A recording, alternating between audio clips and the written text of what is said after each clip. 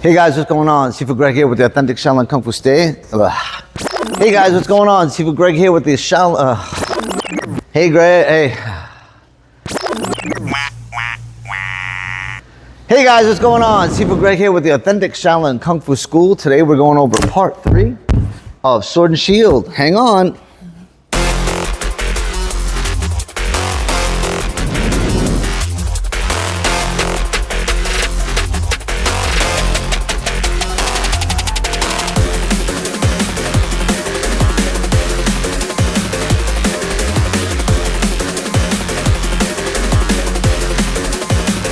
So guys, here we go, part 3. We're gonna start with Sword and Shield, part 3. Biggest thing that I've seen, I just competed and came back from a tournament, which was absolutely awesome in New York. It was the Liberty Cup. It was a great old Kung Fu tournament. What I did notice is people actually did a Sword and Shield there, and people were slapping the flat part of the shield, which is a big no-no, which you don't wanna do. Because depending on what kind of metal and what kind of blade you have, it's gonna put a damper, it's gonna bend the blade, it's gonna put too much stress on the blade, and we don't want that. We always strike this way. So we come in, when we first start, we come in this way. We tap here, and we go to guard. We're gonna work on angles today. So we're gonna work on 2 different angles of movement. So from guard stance, the first angle of movement is cross, clear and block, leave the weapon up, cutting underneath, going back to guard, and then coming through and cutting again, and going back to your guard stance. So one more time. Cross, clear, block, cut, back to guard, come under the weapon, cut, and go back to guard. So a little faster, it's gonna be here. 1, cut, back to guard, come through, cut, turn, back to guard. We're gonna be doing the back view from here. So we're gonna start off with making our connection, coming around to our guard, making sure, which I wanna make sure that you guys see, is that the shield, if it's out here, if your opponent hits the top end, it's gonna rotate, and that's when you can get hit. If he hits the bottom, it's gonna rotate. It's when you get hit. It needs to be firm to the shoulder when you're doing your movements, so that if you have to, all you do is rotate.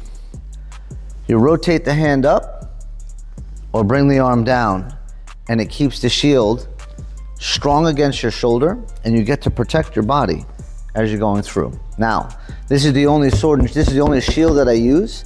I use different types of Chinese shields, but different war shields are meant for different purposes. So this might not be for every single sword and shield out there. And if you guys work with different shields, European shields or whatever, definitely leave it down in the comments and let me know. Let me know how they use their shields. But this is how we use our shields. So one more time, we're gonna start from guard stance position, and we're gonna go here from the back view. I'm gonna cross, disengage, block, and cut, and then go back to my guard, right? So what's really important here is I block, I disengage by knocking my opponent's weapon up, and I come under for the cut. From here, I go back to my guard, and then I block, moving sideways, lifting my opponent's weapon out of the way again, and doing my cut. Now, these techniques that we do are, again, they're drills, and they're not necessarily worked or in a fighting where you're gonna work the same drill the same way, right? You might end up coming here, coming over the top, coming here and striking, or coming over, shielding and striking. It all depends on how you're fighting or who you're fighting.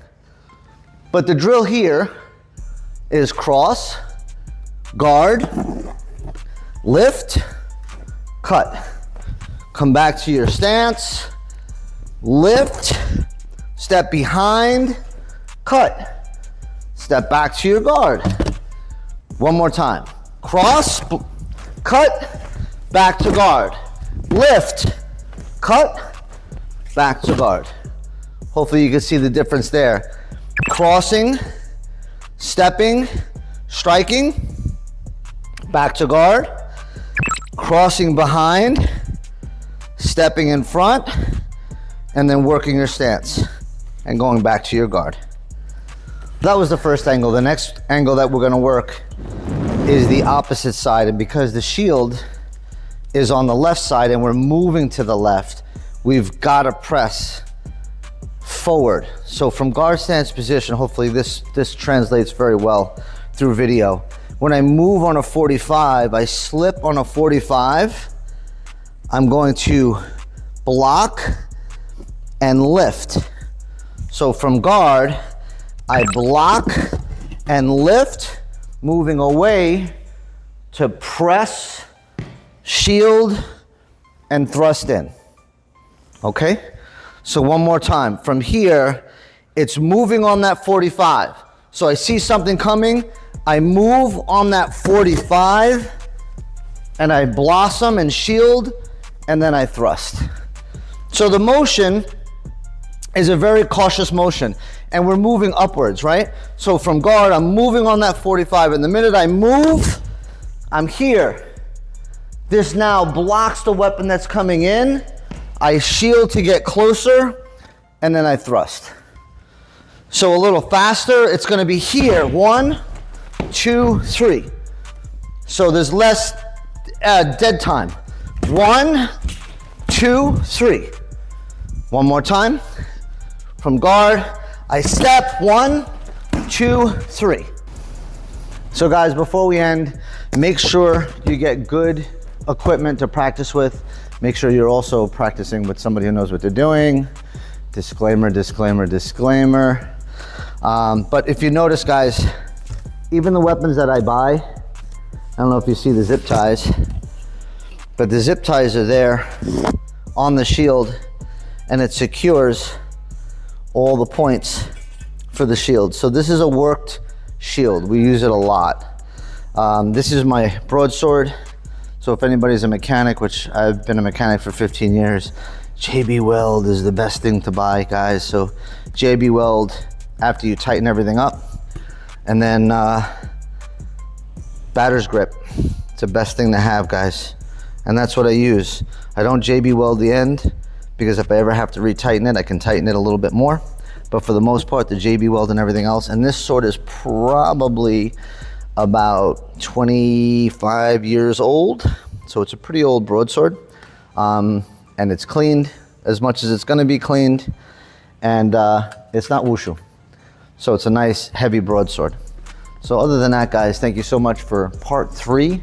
Please watch part 2 and part 1. I'll put them up there so you guys can check those videos out. And remember, guys, check out the website, shaolinlohan.com/contact. If you're looking for Zoom classes, because they do Zoom classes and they are available, you could also come on down if you want and come train. We'll see you soon.